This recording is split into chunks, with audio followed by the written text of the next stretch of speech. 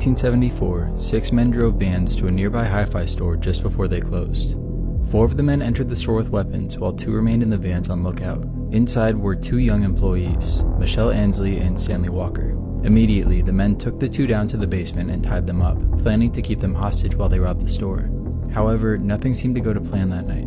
Shortly after their arrival, a teenage boy named Courtney Nasbitt stopped by, but the lookouts alerted the robbers, who quickly took him hostage as well. Later that night, Orrin Walker, the father of the 20-year-old employee Stanley Walker, realized that his son was still at work, even though he was supposed to return hours ago. Since he was close by, he figured he'd stop by to ensure that everything was okay. Courtney's mother Carol had similar concerns and arrived at the store shortly after. Once again, they were both taken down to the basement and kept as hostages. Due to the high number of hostages, one of the robbers decided it would be best to dispose of them before any further issues arose.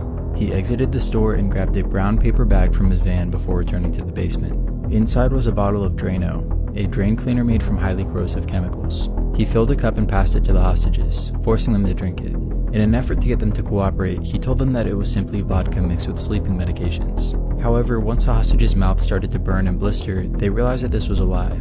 The robbers then tried to tape their mouths shut with the Drano inside, but due to its highly corrosive nature, the adhesive didn't work.